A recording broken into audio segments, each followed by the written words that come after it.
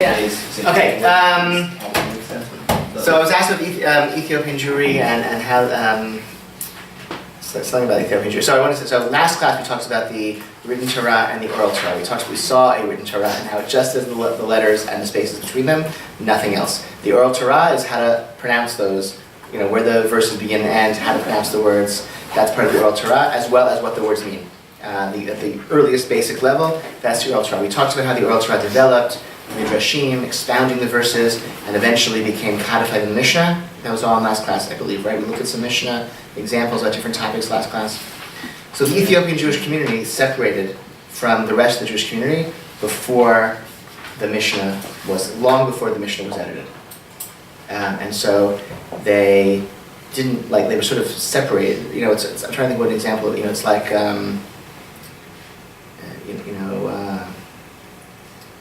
it's like Galapagos turtles, like separated from the rest for thousands of years to develop without any contact with the rest of the traditions. They didn't. So a lot of the traditions that are codified in the Mishnah, they didn't know about. So they practiced observe the holidays different. They observe Shabbat very differently. They observe Kashrut very, very differently. Really a very, very different religion because they separate. I think the legend is that they were descendants of the Queen of Sheba, who married King Solomon and then went back to Ethiopia, with her children or something like that. That's the story they tell.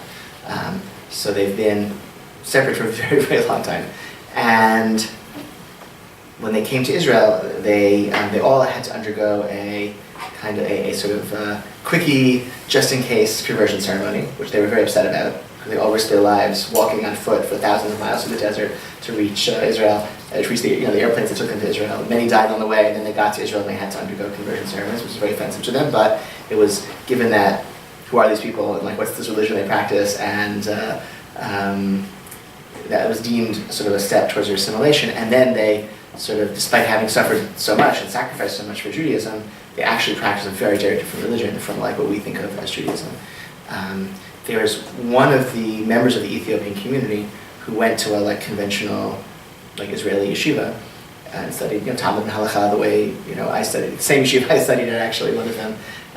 He has subsequently published a book recently trying to reincorporate Ethiopian traditions back into the halakhic conversation, basically thinking they should be treated as a minority opinion in the Mishnah. The Mishnah records Rabbi Shimon, Rabbi Yehuda, so the Ethiopian tradition should have a voice in the Mishnah as though it were a Mishnaic voice, because it's a very, very ancient tradition,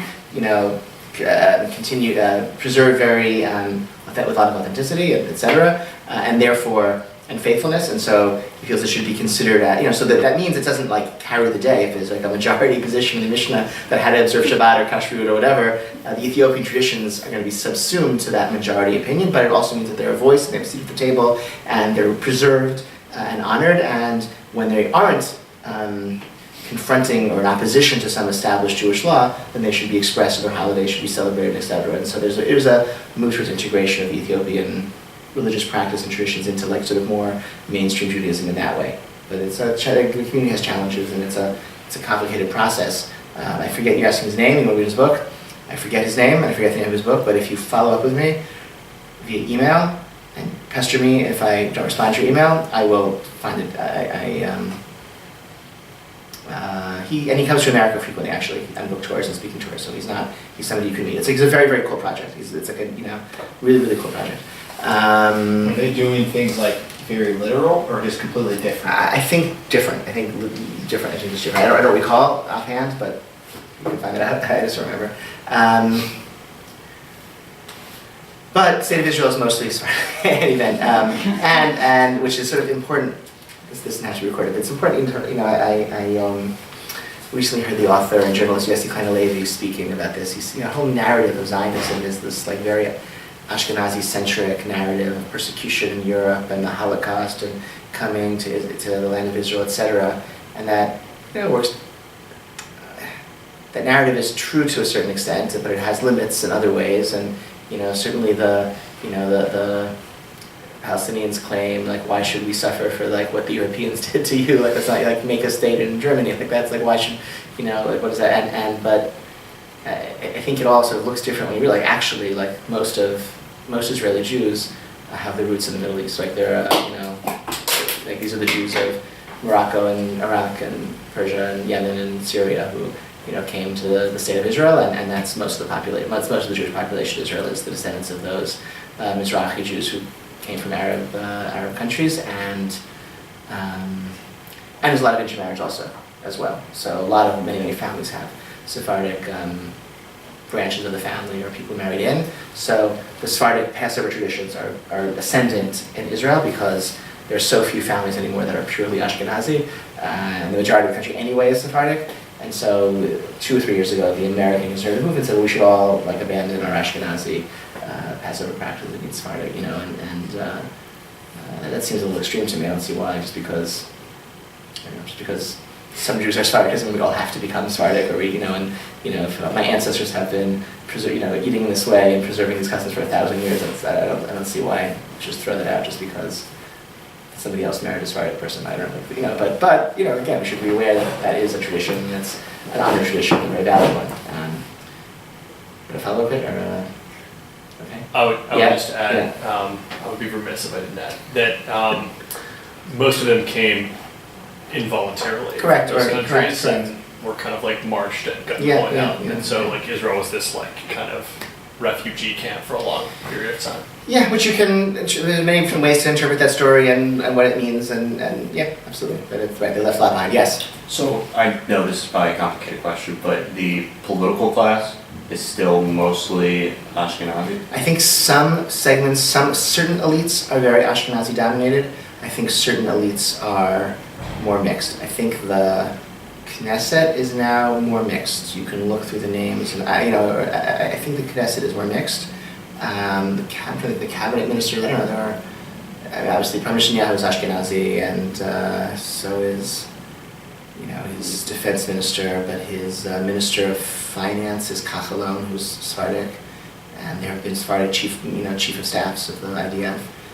So I think political stuff is a little more mixed. I think academia is very Ashkenazi. I think journalism media is very Ashkenazi. Other fields have been more open. So.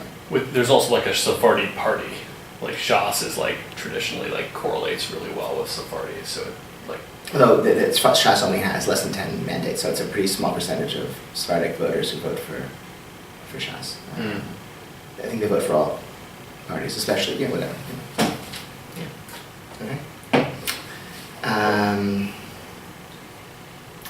If there are elections in Israel, they have state-funded, free election propaganda ads in Israel. When there are elections the TV stations give the political parties free airtime to run campaign commercials before the elections. They get corresponding to the number of seats they have in the outgoing Knesset. So, and this airs which is I think it's a nice thing. Instead of having to raise a lot of money from whoever to run expensive TV ads, they all get free TV ads. So you can find that they're really fun to watch on the internet. Some of them are really good. They have catchy songs. And some of them are funny. It's neat. So that's the good thing about elections in Israel is you get to watch the campaign ads. They're actually, you can find on YouTube going back to 20, 30 years ago, the classic campaign ads. That was Passover. Okay, let's go back. Any other urgent matters to discuss about Passover? Or not? Okay. Thanks. Great to see you all. Let's go back to our curriculum. Talking about the history of the Torah. We talked about Roman numeral 1. We just did letter A. We did letter B. We did letter C. We talked about letter D, the writing down of the oral tradition when the Mishnah was edited. Published as an oral book, or and eventually written down. That I think was last week, right? Some nods that this is familiar to you, this story, yes? We even looked at some examples of the Mishnah. What do we notice about the Mishnah? We noticed that it preserves multiple opinions, which is unusual for something that presents itself as a code of law. You usually don't have multiple opinions, so that's interesting that the Mishnah has multiple opinions. Rabbi Yehuda says X, Rabbi Shimon says Y, Rabbi Meir says Z. That's a sort of unusual characteristic of the Mishnah. Also, when you compare it to other ancient law codes, other ancient documents, I think the Mishnah really stands apart, I've been told, in preserving and presenting multiple opinions. And the Mishnah it's like apodictic, which I think means it just sort of tells you, here's the case, here's the law. 1, 2, 3. Very straightforward, no explanation, no fancy analysis, no sources where it comes from, just here's the law. Mishnah is edited around the year 200 of the Common Era in the land of Israel. From the moment the Mishnah is edited, it then becomes the center point, the locus of further discussion, further study, further conversation. This is a trend. It's like an hourglass trend that repeats in Jewish history. You have the editing, which is the culling and distilling, refining of this vast body of oral Torah into the Mishnah, which is organized, neat, 6 orders divided into tractates, beautiful, and easy to memorize. Okay, and that's how it was published, as a book that people memorized. But then once that distilling, sorting, whatever, refining, whatever, editing is done, then there's like an expansion of commentary, questions, discussion. And that dynamic of repeats itself, where someone will write a law code, which is basically culling and distilling, using the same words over and over again, to take vast material and to, out of that, refine a clear, simple, straightforward statement of what the law is, what you're supposed to do.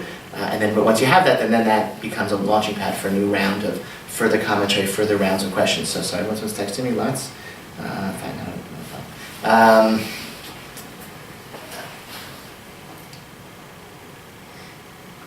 So the questions that get asked about the Mishnah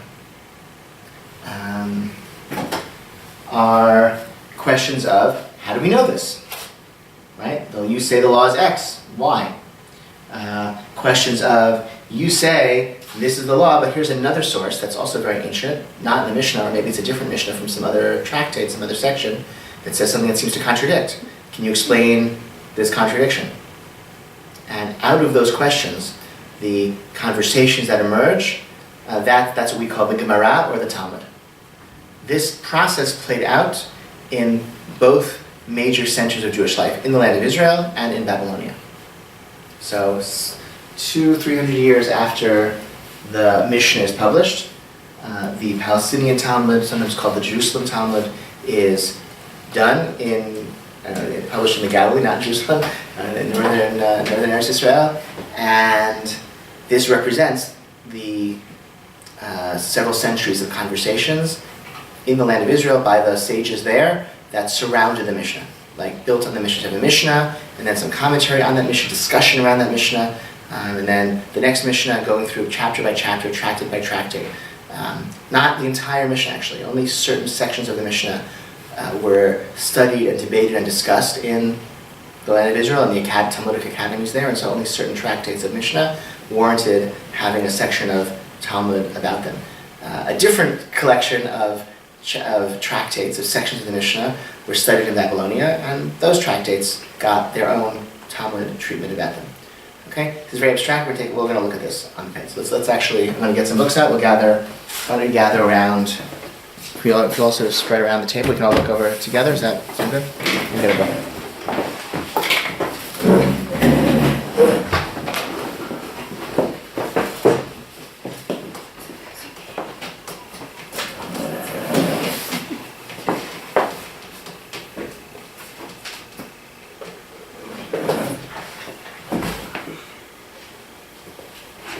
You're going to gather up here.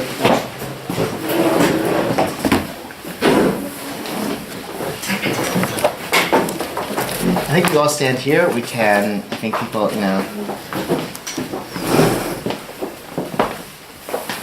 Okay. So this is a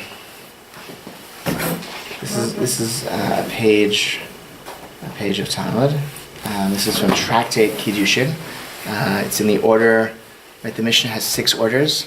Maybe some of you sang about that on Passover. Who knows 6? I know 6. 6 are the orders of the Mishnah. Sound right? Maybe, yes, if you sang that song.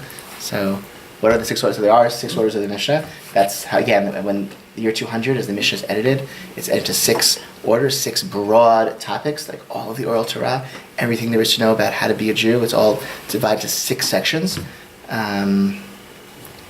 What are those sections? I always get the order wrong. They are, Moed, all about the seasons and the holidays, Shabbat, the holidays, and everything to do with time.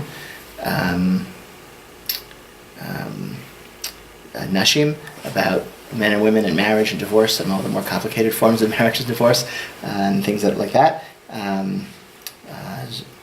Nezikin, which is about damages, torts, somebody, court procedures and interpersonal interactions. Somebody harms somebody, somebody hires somebody, somebody pays somebody buys something. Zraim, about agriculture, all the mitzvot that have to do with farming and leaving part of your field for charity and separating tithes and the blessings you say before and after eating, everything related to the land and agriculture. That's 4, right? 5 is Kudshim, which is all about the sacrificial order that existed in the temple, what was sacrificed and how it was done, the procedure. And Taharot, which is about the system of purity rules that regulated how a person could gain access to the temple and to temple foods based on one state of purity, which is dependent on all sorts of natural phenomenon and bodily functions, and how to who is defined as pure and impure, and how to navigate the whole system. Without the temple, Kudshim and Taharot are mostly not applicable anymore, except for a few vestigial, remains of those orders of Jewish law that we still do observe. We wash our hands before we eat bread, for example. That's like a remnant of the whole system of purity laws.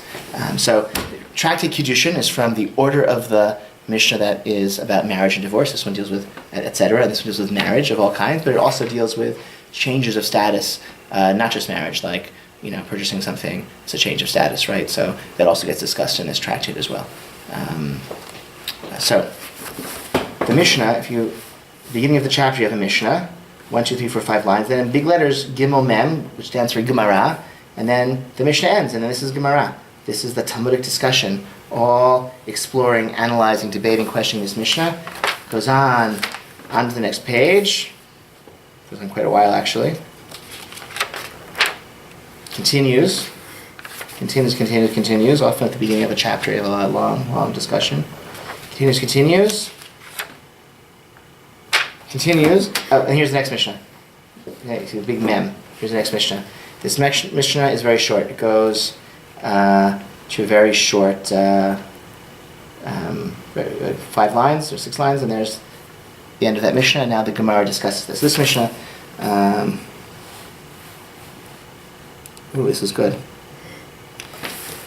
right? So the way the way marriage works in Judaism, the way betrothal works, a groom turns to the bride, and they both consent, and he gives her something of value, and says, "Haret mekudesh li b'tabat." Right? You were betrothed to me with this ring, and she accepts the ring with the intention to be betrothed to him in front of witnesses, and that's it. That's betrothal in Jewish law.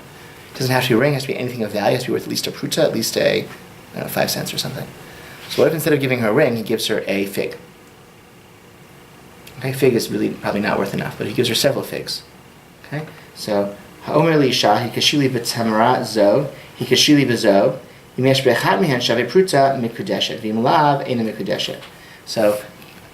behold, you are betrothed with this fig. And then he says, behold, you are betrothed with this fig. And this fig. So, if any one of those figs is worth a pruta, then she's married to him, it works. But if not, it doesn't work. However, if he says, bezo, bezo, bezo, im yesh shav pruta bekulan mikudesh. But if he says, this one, then if all of them combined are worth a pruta, then she's married. Right? So the Pesach, how he says it, right? Understand? If he says with this one, and then with this one, and then with this one, then there has to be at least one of them that's worth a pruta, because he's sort of making a separate betrothal act with each presentation of a fig. But if he said, tomorrow's not a fig. No, it is. Date. Thank you. Very good. I actually, in all languages, I confuse figs and dates. It's a date, which are even smaller, right? A fig is probably worth a pruta, right? Dates are small, okay? But if he says, this one, then he's intending for all of them to be included as one act of betrothal. And so if all of them combined are worth a pruta, she's married to him. But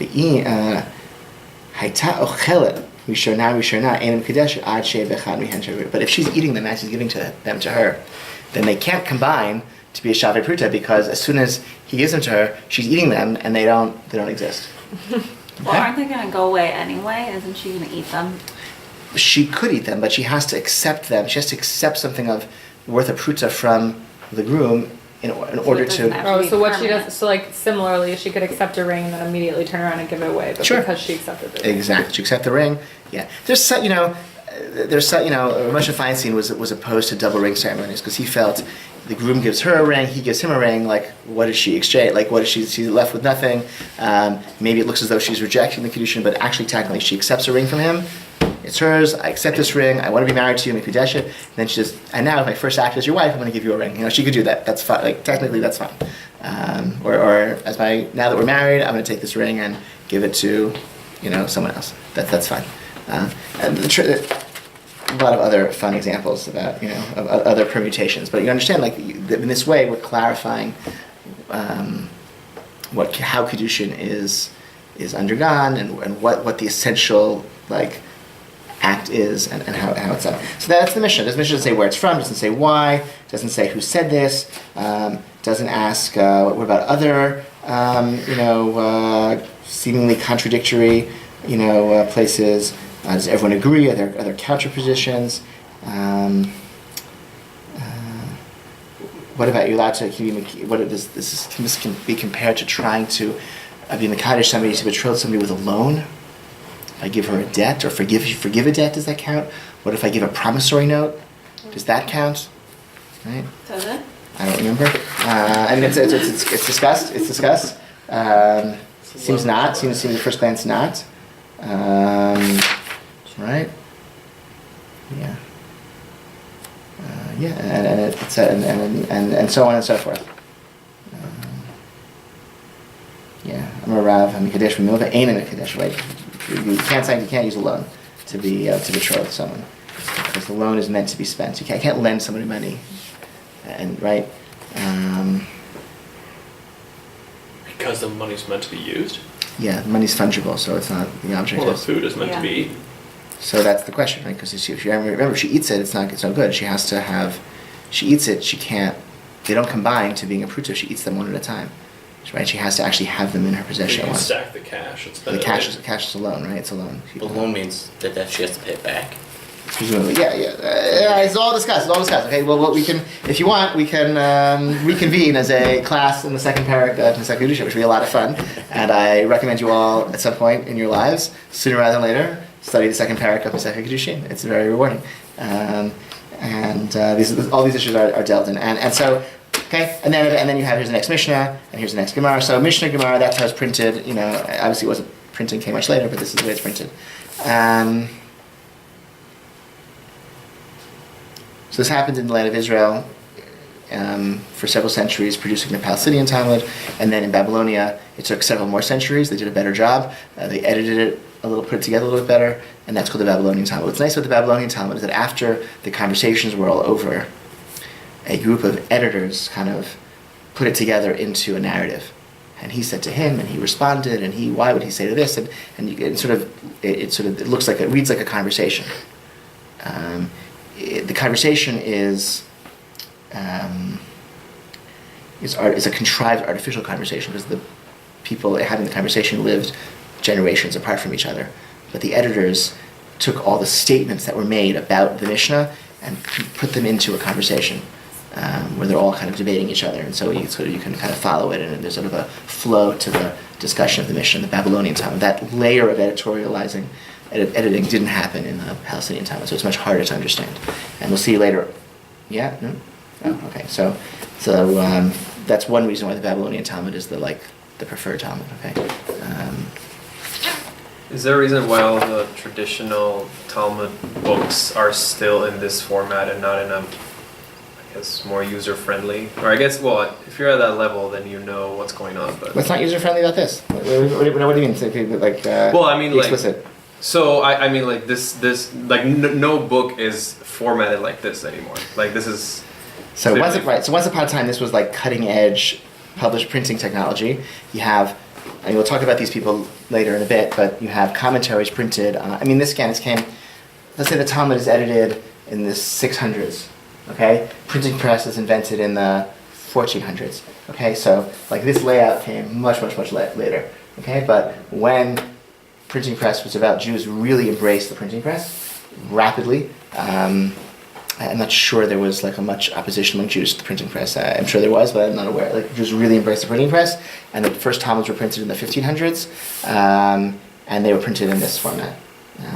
We didn't invent this format, but we really embraced it for Talmuds and for other, text commentaries around the side. The inside column, this is Rashi's commentary. The outside column is the Tosafot, which is Rashi's. Right? Rashi lives in France. Studied in Germany, lived in France. The Tosafot, where his grandchildren also lived in France. And this way we sort of, so you have on the page, you have your go-to commentaries to help you make sense of what you're reading. And then the nice editions have other commentaries in the back. This is the Rif, who lived in North Africa, lived in Fez. This is the Rush, who lived in Germany and fled to Spain later in his life. This is the Maori, he lived in Provence, and this is the Ramban, who lived in Spain. Here's the, right, et cetera, et cetera. It's, in the back, and farther in the back, you have all the, you have, not these guys, you have a lot of Lithuanians who made their way into the back of the, a lot of other commentaries, like there's a family, Maharshal, who lived in Poland, right? The printers sort of added more people just to be, to attract purchasers. Raider Asher lived in, the Rush lived in, again, Spain, then lived in Germany, then moved to Spain.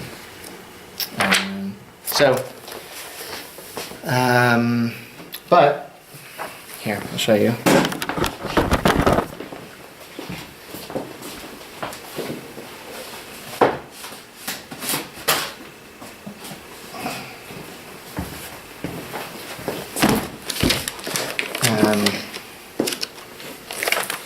This is a version where Rabbi Steinsaltz, he finished in 2011. He went through the Talmud and put in vowels and punctuation, which helps a lot. And this edition also put in vowels and punctuation for Rashi, which helps a lot. And then they went and gave English translation on the other side. Okay, so this is like a nice, a little easier, right? No excuse now not to study Talmud. Look like this. This is the art school version. They did this. They want to preserve. Here's the traditional printing. Here you can see a couple of lines shaded. These lines shaded. That's what they have in translation here. Oh, they only have certain things in translation. Yeah, they take several English pages, right? Here's this line, and then the next page, here's this line, right? In other words, they go through. Yeah, they just keep several pages, right? This is. Right? This go through, it takes them several pages in English to work their way through one page in Hebrew. So they always show you the Hebrew page, and they put in shading what they're translating and explaining on the English side. So, so that's the art. So this, they finished this in, 10 or 15 years ago. They finished this edition of the Talmud in English. So there are other ways, and this translation was purchased by the rights to this translation, limited rights to this translation, were purchased by Sefaria. So if you go to the Sefaria website, they're not done yet, but as they're going through the Talmud, all their English is going to be on the Sefaria website for free, and you can access it. So there's no excuse not to. But Talmud is, go back to your seat, Sam, if you want.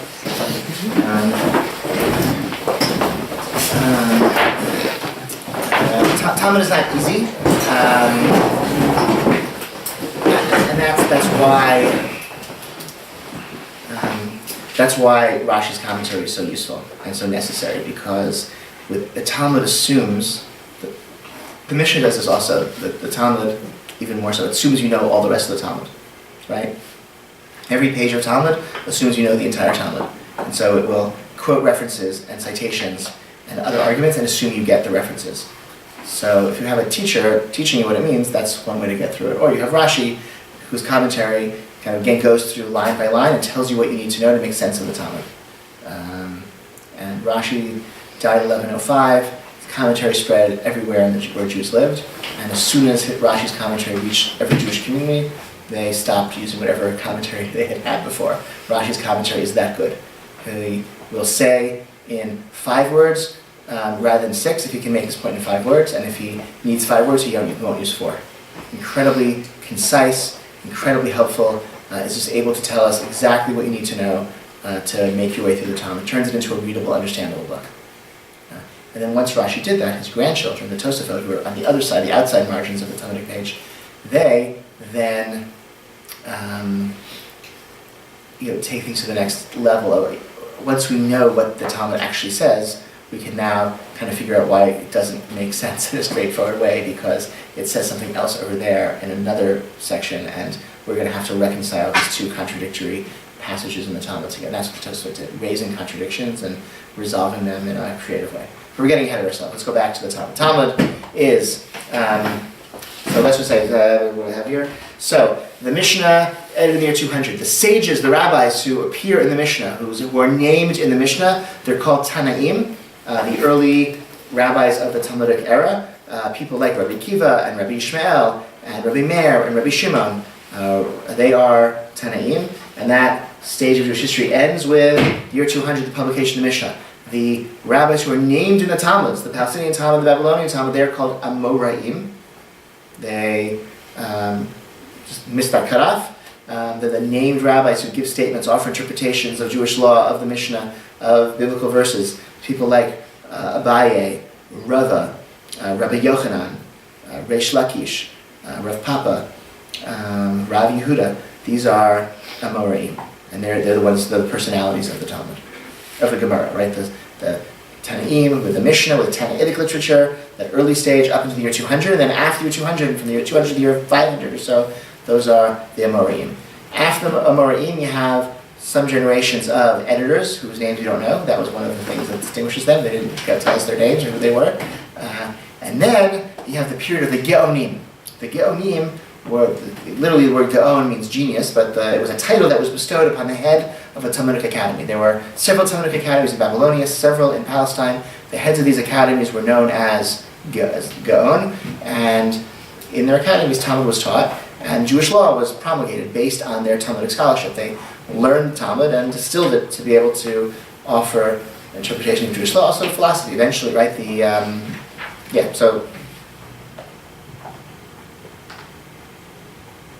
Yes, I'll say also philosophy, right? Because when the Arabs conquer Babylonia and Persia in the 7th century, they bring Greek philosophy with them.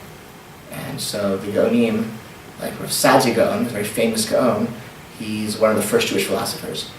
Because that's so important now, because now, instead of Jews living in a Persian, Zoroastrian, religious, cultural context, they're now living in a Islamic, quite sophisticated philosophical context, and Judaism has to kind of up its ante to kind of be a little more sophisticated, because they're now sort of in a more philosophically sophisticated civilization they're living amongst once the Arabs conquer Persia and Babylonia. Okay.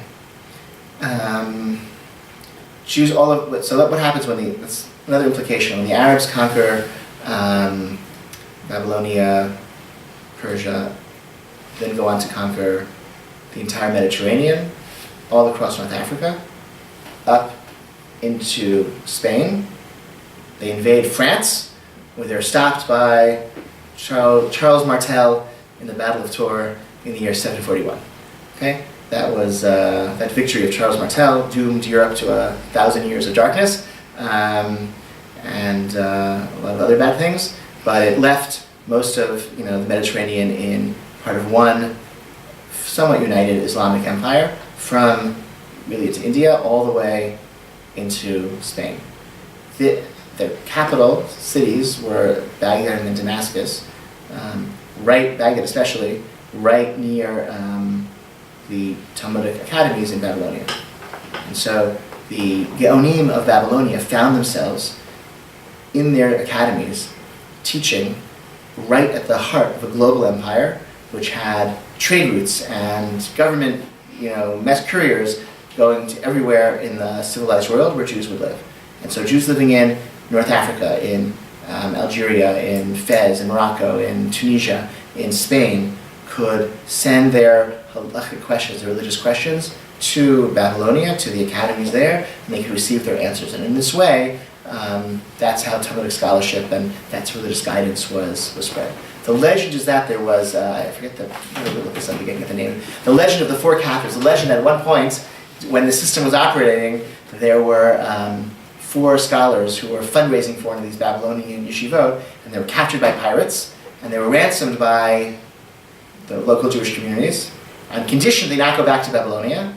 that they stay in the West and teach Torah there. And this is like the founding myth of how Torah scholarship came to the West. And then starting in 900, 1000, you start having Western Torah scholars in, by West I mean Moroccan, Algerian, Tunisian, Spanish, who are not sending their questions back to Babylonia, but are writing their own Torah scholarship in the places where they lived. So one of the first people to do that is Rabbi Yitzhak Al-Fazi. His name Al-Fazi means he's from Fez. Fez is in Morocco. And he wrote a commentary on the Talmud that it's like a commentary, it's like a law, it's in between a commentary and a law code.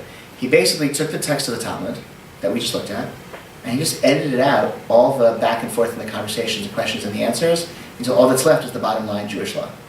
So it's like a shortened Reader's Digest Talmud that leaves out all the back and forth and just has practical guidance on what to do. And that's printed in the back of many nice editions of the Talmud.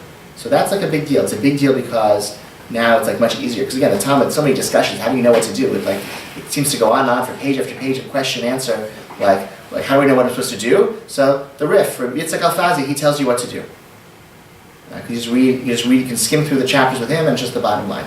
So that's great. And also it's significant because it signifies we in the West, we in Morocco and North Africa and Spain, we can turn to our own native-grown Torah scholars. We don't have to go back to Babylonia.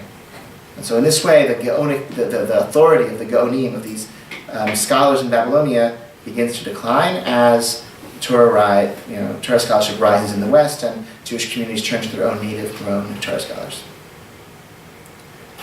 Question, comment?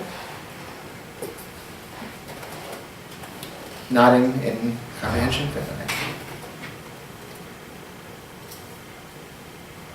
okay. Meanwhile, somehow, shrouded in mystery, Torah scholarship comes to Northern Europe as well. The legend is that Jews came to Northern Europe with the Roman armies. Which would mean there were Jews in France before there were Franks in France. There were Jews in Germany before there were Germans in Germany. That might not be true. One reason why this legend of very, very ancient Jewish communities in Northern Europe was very popular, I think it was to defend the Jews against anti-Semitic attacks. They were responsible for the death of Jesus. Because the Jews in France and Germany, the German Jews could say, well, we were already living here in Germany at that time. We weren't part of that. There were legends actually that when Jesus was on trial, that they sent emissaries to all the Jewish communities in the world saying, what should we do with him? And so there were various, in France, they said, well, we voted to let him go. No, we said, But if there were Jewish communities in Northern Europe at that time, I don't think there's any evidence that they survived. Jews were invited into Germany by one of the sons of Charlemagne a good deal later. They came to Germany probably from Italy, where there were very ancient Jewish communities. One scholar, Chaim Soloveitchik, wrote an article a few years ago suggesting that Jews came to Germany from Babylonia directly, which is very, very speculative. It's a wild theory, but there's a line in one of the Star Trek movies where, what's his name, the doctor? Spock? The physician. Irish guy. What? The Irish guy. No, he was the engineer. He was Scottish and he was the engineer. The doctor, Bo, whatever. So he says to Dr. Spock, he says, how did you get this calculation? And he says, I estimated. And he says, you estimated? And he says, like some response, maybe Captain Kirk as well. I think his estimations are better than most people's calculations, whatever. So Chaim Soloveitchik's speculation is better than most people's rigorously proven theories. He thinks that when Sati Gaon, who I mentioned a few minutes ago, when he became the Gaon in Babylonia and brought all of his sophisticated Islamic philosophy, there was a group of more conservative Babylonian Jews who didn't like how sophisticated and modern he was, and they decided to go move to Germany. And that was the basis of the Torah scholarship in Germany. That explains why like Rashi will translate words into Aramaic in his commentary, which presumes that there was like an Aramaic speaking like audience that he was writing for in the 11th century in Northern Europe. It explains how out of nowhere a Jewish community could spring up and they're writing commentaries on the most difficult tractates of the Talmud. Like, where did they get this tradition? How do they know what this means? Where did they get this from? So that's, he has other evidence as well. That's what he suggests. That's very speculative. We know that in the 900s, like, that's when you first find, like, we can trace Jews living in Germany and France. Among them, people like Rashi. Rashi writes a Torah commentary, I discussed it before. His grandchildren, the Tosafot, take it to the next level. Dialectic is a way of thinking. It's when you notice point A and you say point B is a contradiction, and we're going to mush them together and come up with some synthesis that is neither A nor B, but transcends both of them. That dialectic way of thinking emerges in France in the writings of the Tosafot, also in Christian philosophy, and in legal scholarship. All in France, all around the same time. There's absolutely no evidence whatsoever of any cross-influences between those different groups of people, but they all somehow invented dialectic at the same time. There's a famous book it's called, I think, Sic et Non, the Latin book of like theology around the time of the Baalei Tosafot, Yes and No, which like, maybe this is true, maybe that's true, and like contradictions, like just like Tosafot, okay?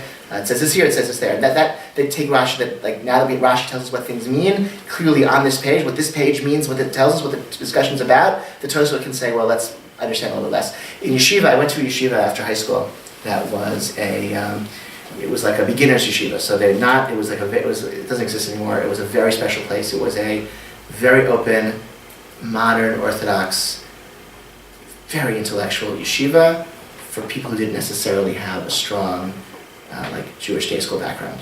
So you could come in, if you knew how to read Hebrew, they would admit you, and you just, I started in level 2, which meant that I could read some Hebrew and understand some Hebrew, but when I had never learned Talmud independently before, opened up the Gemara just like we saw, and with a dictionary and a pencil, and I just tried to make sense of it with my chavruta, with my study partner for 2 hours every morning, and then we'd have a class with the teacher who would go over what we had prepared independently and tell us what we got right and what wrong and what it all means, and then same thing in the afternoon, and it made tremendous progress. So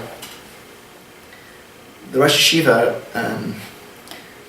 Rabbi Ravner once pointed out that like level 1, level 2, when they come in to lunch after the morning of learning, they're so happy because they understand what it means. They struggled and they broke their teeth and they looked at a lot of words in the dictionary and they tried to make sense of it, and then they went to class with the teacher, and then it all makes sense. They know what it means, they know what the conversation is saying.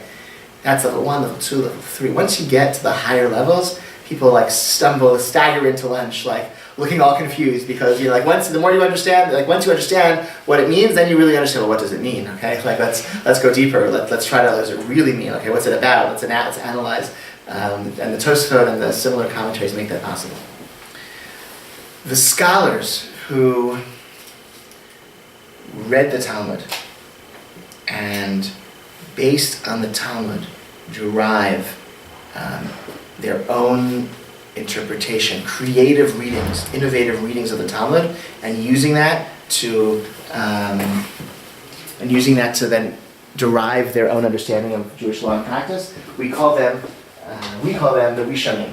Rishonim in Hebrew means the first ones. Okay? They didn't know, obviously, that they were the first ones. They thought it was this, I don't think in the Middle Ages they knew that they were living in the Middle Ages, right? So the Rishonim didn't know that they were Rishonim, but we refer to them that because what do? They wrote commentaries on the Talmud that were I have something, I'm going to derive some new understanding of Jewish law that no one's ever realized before based on, this is clearly what this Talmudic passage means. They had that confidence in their ability to read and understand the Talmud, that they felt comfortable saying, here's what Jewish law is on this topic based on what this passage in the Talmud says. We have a law in the laws of Shabbat that says you can't cook something twice. And if you've encountered this before, right? Once something's been cooked, piece of chicken, you can put it back on your warming tray, even if it gets quite hot. You're not going to violate the prohibition of cooking because it's already cooked. You can't cook something twice. In Hebrew, ein bishul acher bishul. You can't cook something once it's been cooked. This is familiar to some of you, I hope, who have already begun to study Hilchot Shabbat. It doesn't say that anywhere in the Talmud. The Talmud has a story about taking some fish, dried fish, and soaking them in water, and a few other cases as well. And it was the Rishonim, it was the medieval scholars who derived, distilled, I can't say words, drew out from these Talmudic cases this legal principle that then gets codified in various codes of Jewish law that get written in the period of the Rishonim. So they wrote commentaries in the Talmud, like Rashi, like Tosafot, and like many others, and they wrote codes, which were meant to get practical guides to Jewish law. Very important code of Jewish law for this period is the Rambam, Maimonides. Maimonides lived in Spain. His youth was spent in Spain. He had to flee the Almohads, a fanatic Muslim sect, and they ended up after some years of travel and travails in Egypt, where he was maybe chief rabbi and physician to the Sultan, and wrote his great works.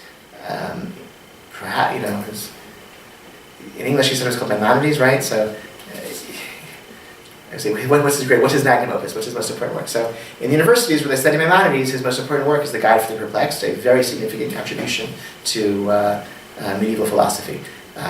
In Yeshivot, where they call him the Rambam, they say his magnum opus was the Mishnah Torah, which is this great masterpiece code of Jewish law.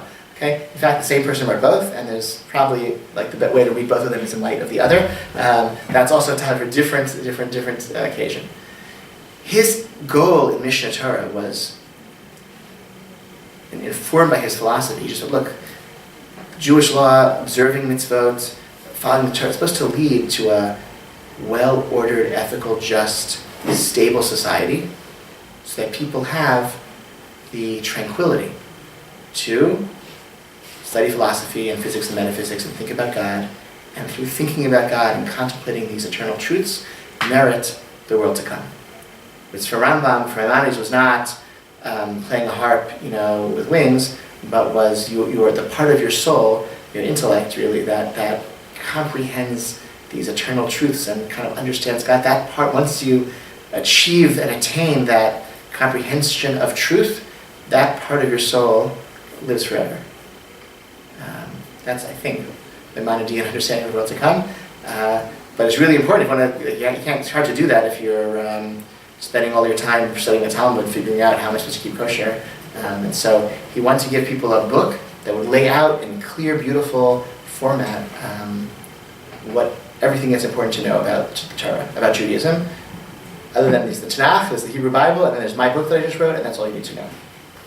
That agenda failed spectacularly. The book is a masterpiece, but it never replaced the Talmud, and it in fact became itself a springboard for further Talmudic scholarship. Rambam, the Maimonides, he rules this way. He has this interesting interpretation of Jewish law. How is he reading the Talmud to derive this law? Let's go back to the Talmud and figure out and connect what the Talmud says to what Rambam writes in Mishnah Torah. So, as a replacement of the Talmud, he failed. As a very authoritative code, he was very successful, extremely influential code of Jewish law, especially for the Sephardic communities. The Yemenites embraced Rambam as their rabbi, and they follow his guidelines, I think, in every instance, or just about every instance. And we'll continue the story at a different time, okay? Thanks for coming. Next class.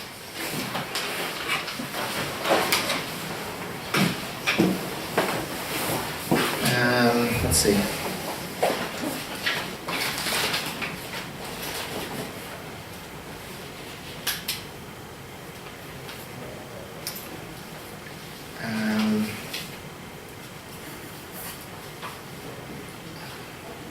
Can't do. I think Monday, April. Nope, can't do that. Sorry. Monday, April 30th. I'm sorry, it's a couple of weeks from now. I have other things happen. So Mincha that day begins at 7:35. So we can start at 8:15. Okay.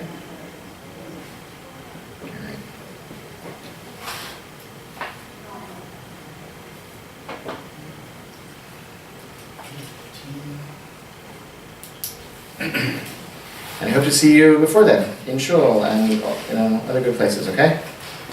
Take care. Have a good night.